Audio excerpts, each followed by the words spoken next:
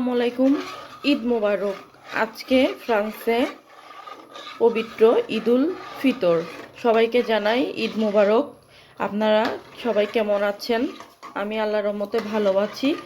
এই যে সকাল সকাল চলে আসলাম কিচেনে, দুধ গরম করছি, দুধ জাল দিচ্ছি কারণ বানাবো লাচ্চা সেমাই। আর এখানে এই যে চিকন সেমাই, এই সেমাইটা আমি আজকে জর্দা বানাবো, মানে ভুনা করব। আর এখানে এই যে বাদাম নিয়ে নিয়েছি, কিছু কিশমিশ নিয়ে নিয়েছি, আর এখানে কিছু কাঠবাদাম নিয়ে নিয়েছি সেমাইতে দেওয়ার জন্য। দুধটা কিন্তু আমার হয়ে গেল, তো এখন আমি এটার মধ্যে সেমাই দিয়ে দেবো। মানে লাচ্চা সেমাইটা ভিজিয়েছি, এখন কিছু এই যে দিয়ে দিচ্ছি কিশমিশ। কিশমিশ দিয়ে দিব একটু, এই যে কিশমিশ দিয়েছি। আর আমার ভুনা সেমাই করাটাও কমপ্লিট। তো ভুনা সেমাইতেও আমি কিশমিশ বাদাম অলরেডি দিয়েছি, তারপরেও আরেকটু বাদাম দিয়ে দিব, এই যে অল্প, বেশি না। এখন আমি দিয়ে দিব বাদাম। ভুনা সেমাইতে আগে আমি বাদামও দিয়েছি,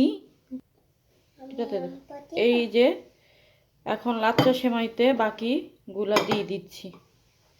কাঠবাদাম আর কাজু বাদাম দুইটাই আমি কেটে ধুয়ে সুন্দর মতো কেটে নিয়েছি। এই যে আমার সেমাই রান্না কেমন হয়েছে অবশ্যই কিন্তু কমেন্টস করে জানাবেন। কমপ্লিট। তারপরে রান্নাটাই রান্না করে বাইরে একটু চলে আসলাম। তারপরে এই যে ফুলগুলা দেখলাম, ফুল গাছগুলা খুবই অপরূপ সুন্দর ফুল গাছগুলা, তাই ভাবলাম আপনাদের সাথে একটু শেয়ার করি। একটা অ্যাপয়েন্টমেন্ট ছিল সকাল সকাল, বিদেশের লাইফটাই আসলে এরকম। বাইরে থেকে এসে চলে আসলাম কিচেনে। বাসায় এসেই রান্না তো শুরু করতেই হবে।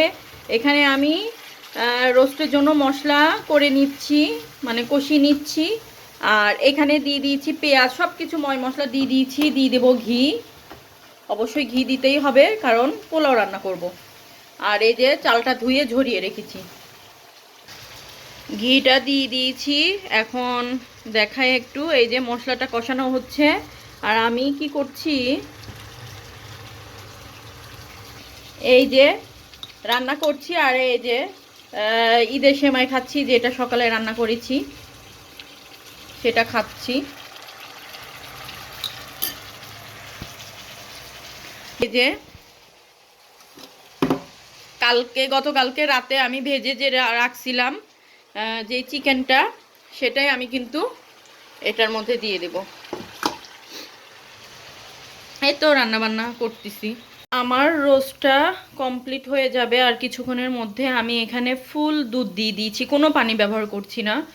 সাধারণত রোস্ট রান্না করলে আমি পানি ব্যবহার করি না। আর রোস্টের মশলা তেমন কিছুই, এত মশলা দেই না, এত মানে ঘ্রাণ জাতীয় কোনো কিছুই দিব না। আর এখানে তো এই যে পেঁয়াজটা ভাজা ভাজা করা হলে আমি দিয়ে দিব পোলার চাল। আর এই যে রোস্টের জন্য বেরেস্তা, পোলার জন্য বেরেস্তা। ফুল দুধ দিয়ে রান্নাটা করি আর অল্প একটু ঘিও দিয়ে দিয়েছি। আর এখানে তো ফুল ঘি। এখানে আমি পোলাও রান্না করে ফেলেছি, গরুর মাংসটাও কমপ্লিট করে ফেললাম। এখন চাপলি কাবাবগুলা ভেজে নিচ্ছি। আর এই যে রোস্ট রান্নাটাও কমপ্লিট। দুপুরের আয়োজন সব কিছু কমপ্লিট করে ফেললাম। সালাদও কেটে নিলাম, সুন্দর মতো সালাদ। যে দেখেন আপনাদেরকে একটু আমি দেখাই, সেমাই সবই মোটামুটি খাওয়া শেষ, কারণ ভুনা সেমাই বেশি একটা করি নাই, লাচ্চা সেমাই রয়ে গেছে। আর এইদিকে এই যে রোস্ট খাওয়া হয়েছে, তো রোস্টও রয়ে গেছে। তারপরে এই যে গরুর মাংস, দুপুরে সব খাওয়া দাওয়া কমপ্লিট। আর এখানে পোলাও ঝরঝরা হয়েছিল, পোলাওটা দুধ দিয়ে রান্না করছি। আর এটাও দুধ দিয়ে রান্না করা হয়েছে, টক দই তো দিতেই হবে রোস্টে।